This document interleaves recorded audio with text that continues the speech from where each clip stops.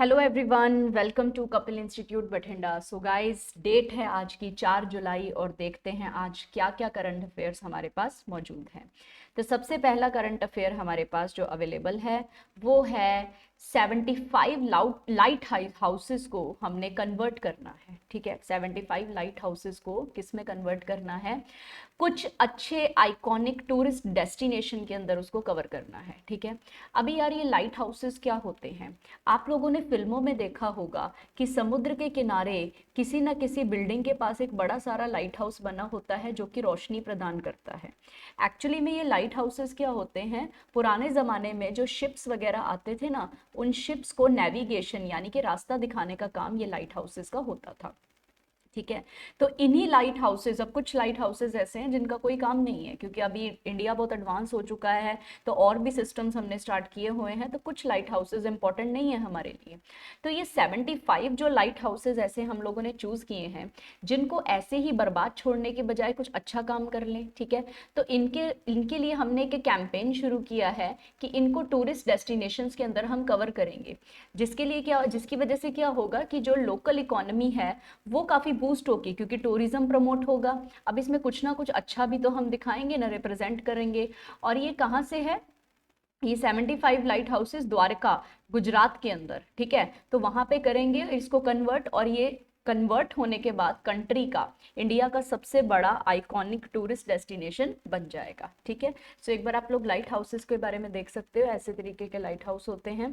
ठीक है, तो रात के समय ये रोशनी प्रदान करते थे, शिप्स वगैरह को नेविगेशन, रास्ता देखने में मदद करते थे। ठीक है जी, चलते हैं अगले न्यूज़ की तरफ। अगला न्यूज़ है हमारे पास टॉप इलेक्ट्रॉनिक एक्सपोर्टर से संबंधित। 2023 के टॉप इलेक्ट्रॉनिक एक्सपोर्टर्स का आंकड़ा देखा गया।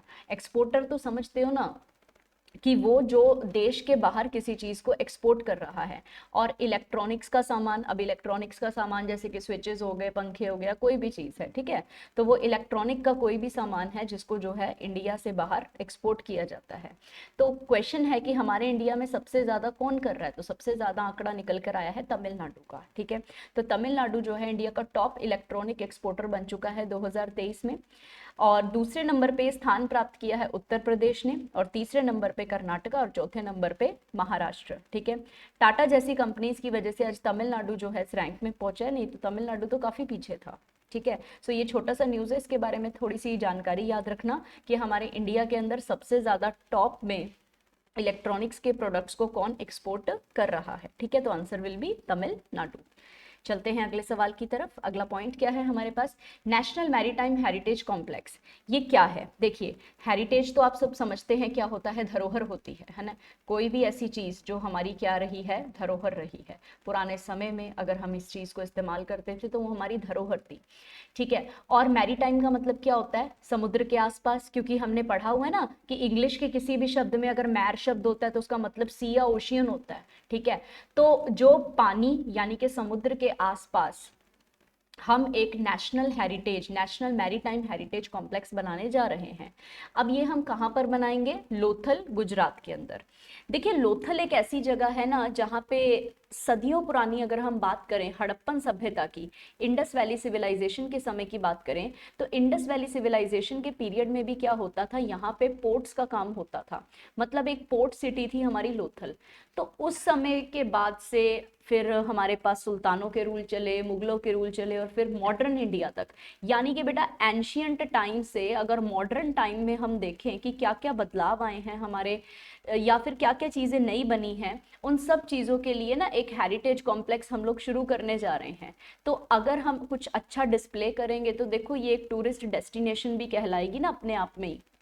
तो टूरिस्ट भी यहाँ पर आएंगे, देखेंगे, लोकल कम्युनिटी को जॉब भी मिलेगी, उनका पैसा भी बढ़ेगा ना। तो इसलिए हम ये नेशनल मैरीटाइम हेरिटेज कॉम्प्लेक्स जो है वो शुरू करने जा रहे हैं। किधर शुरू करेंगे हम? लोथल, गुजरात के अंदर। ठीक है, और इसको किस स्कीम के अंडर किया जा रहा है? देखिए, सागरमाला प्रोजेक्ट हमारा चल रहा है, सागरमाला प्रोग्राम चल रहा है, तो उसी स्कीम के तहत जो है हम इसको शुरू करने जा रहे हैं। ठीक है जी, तो देखेंगे जब ये बन के तैयार हो जाएगा तो इस तरीके से कुछ ये प्लान है, ये कुछ आइडिया है कि किस तरीके से हमने नेशनल हेरिटेज मैरीटाइम कॉम्प्लेक्स को रेडी करना है। ठीक है जी, चलते हैं अगले न्यूज़ की तरफ।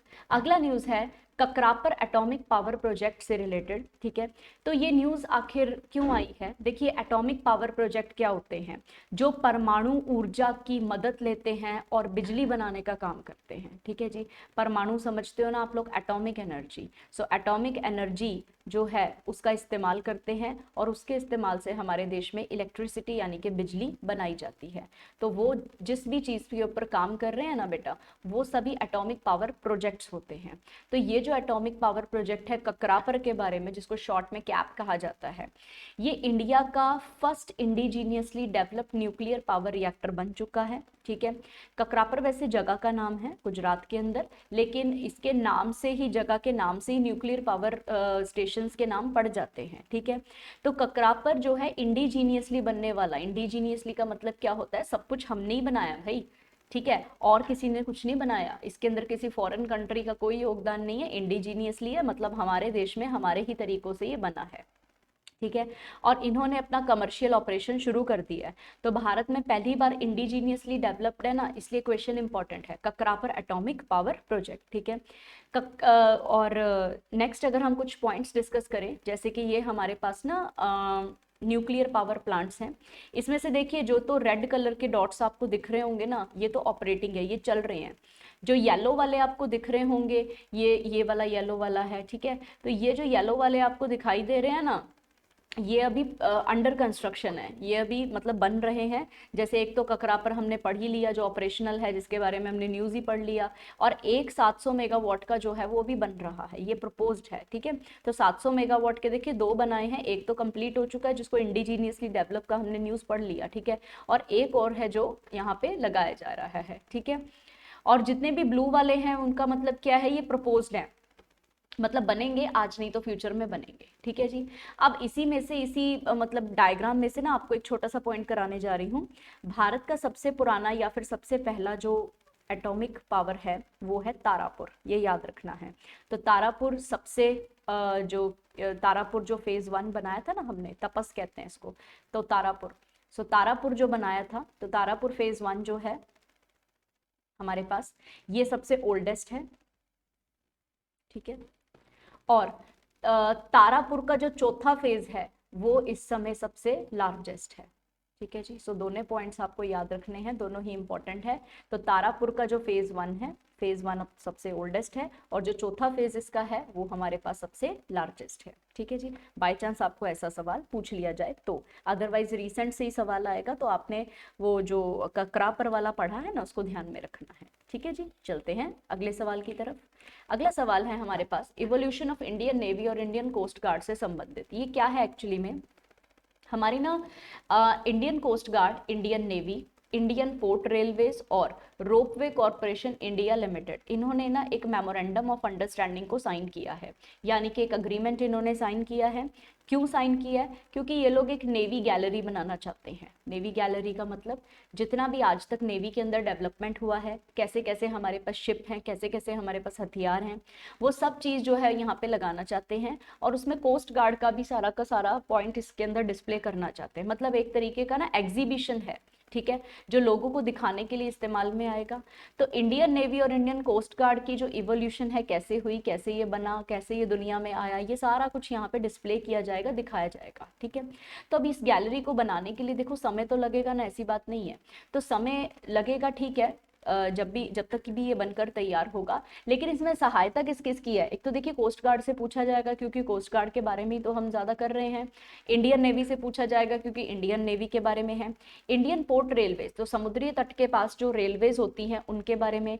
और रोपवे कॉरपोरेशन लिमिटेड जो है वो इसको बनाने जा रहा है, ठीक है। तो इन सब ने मिलकर आपस में संधि की है और ये सब मिलकर जो है इसको बनाएंगे, ठीक है। अब क्यों बनाना चाहते हैं? ताकि प्लानिंग, डेवलपमेंट या कंस्ट्रक्टिंग या किसी भी गैलरी को ऑपरेट करना हो, और उसका थीम इन्होंने यही लिखा है जो हमने टॉपिक में भी पढ़ा है, ठीक है। और इसको कहाँ पर लगाएंगे? गांधीनगर, गुजरात में। लेकिन इसका एक छोटा सा प्रोटोटाइप जो है, ये जो नेशनल मैरीटाइम हेरिटेज कॉम्प्लेक्स पढ़ा था ना अपन लोगों ने, उसके अंदर भी जो है थोड़ा सा लगाया जाएगा, ठीक है। तो छोटा सा कॉम्प्लेक्स एक वहां पर भी लगाया जाएगा, ठीक है, लेकिन इसको बेसिकली मेनली जो है गांधीनगर, गुजरात के अंदर ही लगाया जाएगा, ठीक है जी। चलते हैं अगले न्यूज़ की तरफ। अगला न्यूज हमारा नाडा और सराडो से रिलेटेड है। इन दोनों के बीच में भी एक संधि हुई है, एमओयू हुआ है दिल्ली में। अभी नाडा क्या है? नाडा है नेशनल एंटी डोपिंग एजेंसी। आप लोग डोपिंग तो समझते ही होंगे क्या होता है। कोई भी स्पोर्ट्स पर्सन अगर किसी भी तरीके का ऐसा ड्रग लेकर दौड़ रहा है या अपनी गेम खेल रहा है जिस ड्रग की वजह से उसके शरीर में कोई फुर्ती आ जाए या एक्स्ट्रा एनर्जी मिले बजाय उसको डाइट लेने के, तो उसको हम डोपिंग करना कहते हैं। तो डोपिंग के खिलाफ काम करना है। देखिए, अगर आपको किसी खेल के मैदान में उतरना है ना, तो दोनों पार्टीज की तरफ से हर चीज फेयर होनी चाहिए। ऐसा नहीं है कि एक ड्रग लेके आप जो है अपनी एनर्जी को, अपनी ऊर्जा को ज्यादा बढ़ा रहे हैं और उसके बाद आप खेल रहे हैं। बिल्कुल फेयर तरीके से काम होना चाहिए, ठीक है। तो ये एक नेशनल एंटी डोपिंग एजेंसी है जो कि डोपिंग के खिलाफ है। किसी भी तरीके से स्पोर्ट्स पर्सन जो है वो फेयर तरीके से खेले, डोपिंग ना करें। मे बी आप लोग न्यूज में सुनते ही होंगे ना कि फलाने बंदे को 4 साल के लिए बाहर कर दिया है, ये है वो है ना। ये सब डोपिंग एजेंसियां ही डिसाइड करती है, ठीक है। अब ये तो हमारे इंडिया में बनी है तो इसको हमने नाडा कह दिया। एक हमारे साउथ एशियन रीजन में भी बनी है जिसको हम सराडो कहते हैं। तो देखिए फुल फॉर्म क्या है? South Asian region anti doping organisation, जिसके अंदर बेटा बांग्लादेश भी है, मालदीव्स भी है, भूटान भी है, नेपाल भी है और श्रीलंका भी है, ठीक है। तो इन्होंने मिलके जो है ना, दिल्ली के अंदर इनकी एक मीटिंग हुई, ठीक है।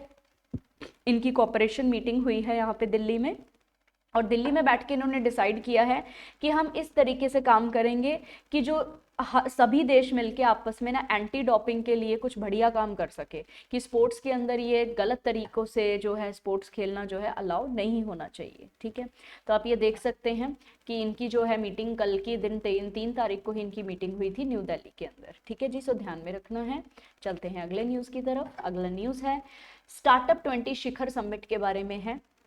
देखिए, इंडिया ने इस समिट को शुरू किया है, इंडिया की G20 के, अभी जैसा मैंने आपको पहले भी बताया, जहाँ पे 20 आ गया समझ लो G20 की मीटिंग है, ठीक है। तो G20 ने अभी स्टार्टअप 20 की मीटिंग की है जिसका नाम रखा है स्टार्टअप 20 शिखर।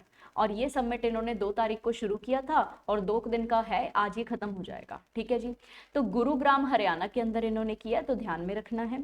इस मीटिंग के तहत ये क्या देखना चाहते हैं, इस मीटिंग का थीम क्या है कि किसी भी तरीके के जो स्टार्टअप्स होते हैं, स्टार्टअप्स क्या होते हैं बेटा? New businesses. जो लोग भी नए नए बिजनेस शुरू करने जा रहे हैं ना, उनको हम स्टार्टअप कहते हैं।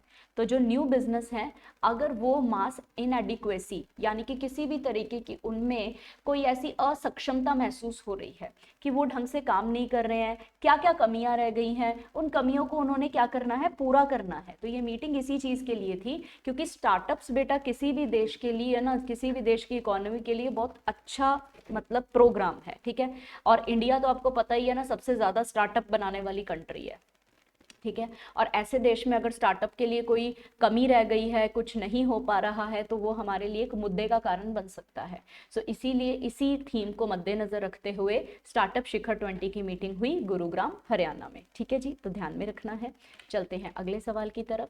अगला सवाल देखिए आपके कल्चर से रिलेटेड होगा। जैसे आप लोगों को पता है कि न्यूज़ में एंशिएंट और मेडिवल हिस्ट्री अगर न्यूज़ के अंदर कुछ आता है तो उसका कुछ ना कुछ जो है पोर्शन आपको कल्चर के माध्यम से पूछा जा सकता है, ठीक है। अभी क्या है, ये अरिकंदम स्टैचू जो है वो मिला है। अरिकंदम क्या है? देखिए, अरिकंदम एक ना प्रैक्टिस है, तमिल प्रैक्टिस है।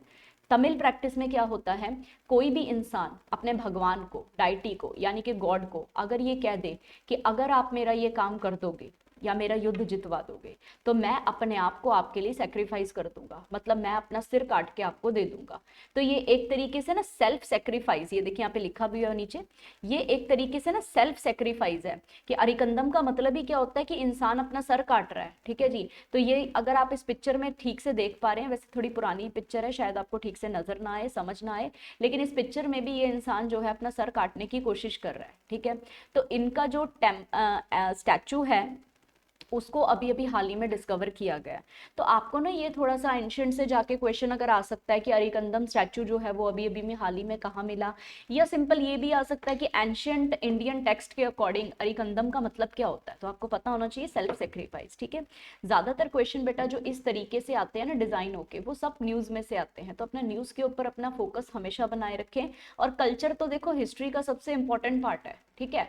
तो ये पिटारी अम्मन टेम्पल जो है उसके अंदर ये पाया गया था, ठीक है। और 11वीं शताब्दी से ये संबंधित है, ये स्टैचू संबंधित है, ठीक है जी। तो इसके बारे में थोड़ा सा ध्यान में रखना है आपने। शिवगंगा तमिलनाडु के अंदर ये मिला है, ठीक है जी। चलते हैं अगले न्यूज की तरफ। अगला न्यूज है मार्क शंट अवार्ड के बारे में। देखिए ये अवार्ड एक ना ब्रिटिश अवार्ड है, ठीक है जी। इसको इंग्लैंड में दिया जाता है, ये हमारे इंडिया का अवार्ड नहीं है, ठीक है। तो किंग चार्ल्स III जो किंग है इस समय इंग्लैंड के, और क्वीन है जो वहाँ की कमीला, इन्होंने मार्क शंट अवार्ड जो है और तारा अवार्ड जो है एक Oscar winning Indian film maker को दिया। तो इंडियन बंदे को मिल रहा है ना किसी फॉरेन कंट्री का अवार्ड, तो वैसे ही पेपर में इंपॉर्टेंट है। और इनका नाम है कार्तिकी गोंसाल्विस। याद है कुछ आप लोगों को, कार्तिकी गोंसाल्विस की एक मूवी जो है वो ऑस्कर के अंदर आई थी जिसका नाम था द एलिफेंट विस्परर्स, ठीक है जी। तो इनकी ये इस मूवी के डायरेक्टर हैं। इस मूवी के तहत वो ये भी साबित करना चाहते हैं कि जो वाइल्ड लाइफ कंजर्वेशन है ना वो हम सबके लिए कितनी जरूरी है, ठीक है। तो ये अवार्ड सेरेमनी लंदन में हुई थी और लंदन में इनको ये अवार्ड दिया गया है, ठीक है जी। तो ये कार्तिकी गोंसाल्विस, ठीक है, फिल्म डायरेक्टर तो है लेकिन साथ में ये खुद भी अपने आप में एक फॉरेस्टर हैं, यानी कि एक्सक्यूज मी, जंगलों के अंदर ये रहते हैं और जंगल की लाइफ को सेव करने के लिए ये बहुत सारे प्रयत्न करते हैं, ठीक है जी। तो इनको अवार्ड मिला है मार्क शंट अवार्ड। तो याद रखना है ऑस्कर एक अवार्ड है, बहुत बड़ा अवार्ड है जो दिया जाता है, इंपॉर्टेंट है। लेकिन मार्क शंट अवार्ड भी अपने आप में बहुत इंपॉर्टेंट है क्योंकि इंग्लैंड का अवार्ड है और रॉयल लोग ही इसको देते हैं, ठीक है। तो मतलब किंग और क्वीन खुद आके रिप्रेजेंट कर रहे हैं, तो दैट मीन्स इस अवार्ड को अपने एग्जाम के लिए याद रखना है। और अपने बंदे को अवार्ड किया फिर तो और भी इंपॉर्टेंट क्वेश्चन है, ठीक है जी। चलते हैं अगले सवाल की तरफ। आज का आखिरी सवाल है, international no plastic bag day से संबंधित है। हर साल हम लोग 3 जुलाई को इंटरनेशनल डे मनाते हैं कि इस दिन हम प्लास्टिक का इस्तेमाल नहीं करेंगे, ठीक है। इसका बेटा थीम कोई नहीं है, लिटरली इस बार इसका कोई थीम नहीं दिया गया है। बस ये रिक्वेस्ट की गई है कि आप लोग जो है वो सिंगल यूज प्लास्टिक बैग्स को यूज करना बंद करें। सिंगल यूज प्लास्टिक वही आ गया बेटा जो कल का हम थिन प्लास्टिक कर रहे थे ना कल के न्यूज में। तो सिंगल यूज प्लास्टिक कौन सा होता है, जिसको हमने इस्तेमाल किया और फेंक दिया, घर में सामान लेकर आए और उसके बाद उसी में कूड़ा डाल के हमने उसको फेंक दिया। तो जब हम उसको फेंक देते हैं ना तो इन्वायरमेंट हमारा बहुत ज्यादा डैमेज होता है, ठीक है। तो लोगों के बारे में लोगों को जागरूकता फैलाई जाए कि आप इस तरीके के प्लास्टिक बैग्स का इस्तेमाल ही मत करो, ठीक है। आप लो ही मत दुकानदार से नहीं लोगे तो उसकी सेल अपने आप ही डाउन हो जाएगी, ठीक है जी। तो नो प्लास्टिक बैग डे जो है वो सेलिब्रेट किया जा रहा है, ठीक है जी। सो ये थे हमारे आज के करंट अफेयर। तब तक कल मिलते हैं आपसे सेम टाइम सेम जगह सेम करंट अफेयर्स के साथ। तब तक के लिए have a nice day, take care, पढ़ते रहिए, bye bye, take care guys.